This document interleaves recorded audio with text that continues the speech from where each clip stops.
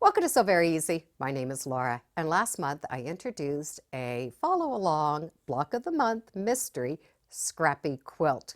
And I'll put a link in the description if you want to learn more about that. Last month, what we did is we just prepared all of our fabrics and cut out all of the pieces that we're going to need for this entire 72-inch quilt. Now, you don't have to make it scrappy, and I do explain that in that first video. But in today's video, we get to do some sewing. So we're going to sew some pieces together and make some components. So for the first month of sewing, we are going to make, and I'm sure you probably have already guessed this, 4 patches. Now we have 144 of the white background and 148 of the print. So we will need to take out 4 squares and put them aside. And then we're going to be able to start to sew these together. And I do like to mix them up, so all of my whites will be different, the colors will be different. I did choose an assortment of medium and darks. I do like the contrast between the white background and the prints. If you're going to use 2.5-inch pre-cuts, we need to make sure that they are 2.5 inches. The 2.5 inches can vary depending on the company. The 2.5 inches can be measured from that very outside of that pinked edge, or it can be measured from the inside of those little zigzags, or somewhere in between. So we have 2 options when we are working with these. The first option is to trim them down, and then we know they're all going to be the same. The second option will be trimming them down when the block is done. What we're going to do is match that together and still stitch that 1/4 inch, and we can stitch it right from that outside pinked edge. And we can do that to both of those pieces.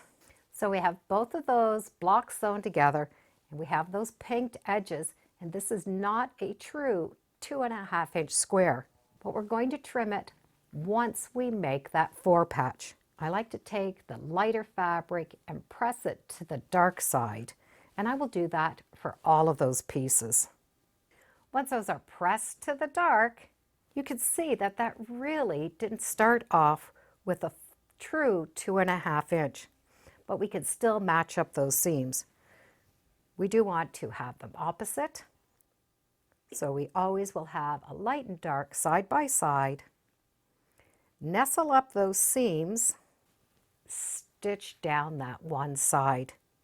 And I do like to use that outside measurement. You can see where that one edge did not match up, but my stitch is straight. When I open it up, I do have that 4 patch, and on the back, I will just take that and open up the seam a little bit, and I'm going to press going in a circle.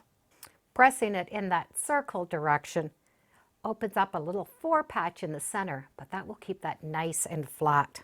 Because these were a little bit more than 2.5 inches, this will not equal what it should, which is a 4.5 inch. Now, if you have a 4.5 inch square, you're going to be able to use that to square it up. And the measurement on your ruler should be 2.25 inches, 2.25 inches, 2.25, 2.25, and that 2.25 is going to end up right on those cross lines. Now I can trim this off, and it's going to be that 4.5 inch, and we're going to be able to trim it. If you do not have a 4.5 inch ruler, you can use any ruler. We're just going to do 2.25, put it down, make sure we have 2.25 on this opposite side. So I'm going to be able to trim down those 2 sides. It's just a little bit that we're trimming off. Now I can rotate that and do the same thing. It should equal the 4.5 inches with our 2.25 inch marks, and trim. So we can trim them down first or sew them together and trim them down after. If we're using 2.5-inch true cut squares, we won't need to do that.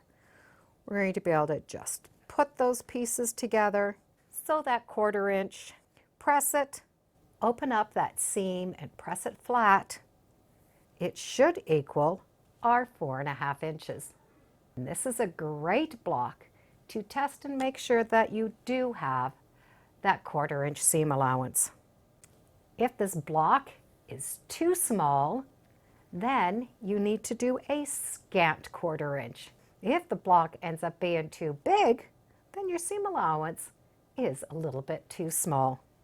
With those 4 leftover pieces, just put them attached to that D and put them aside for another month. We will have 72 of these 4-inch patches, and that is going to finish our month number 1. I do have some handouts, and I will put that in the description box. The quilt is called Scrappy Sunshine, and I do hope you join me March 8th, where we can sew some more components together. Thank you for joining me today on Sew Very Easy. Feel free to subscribe. I'm on Facebook, Instagram, and I do have a newsletter. It's all free under Sew Very Easy. Thanks again, and be sure to make every day a Sewtacular day. Bye for now.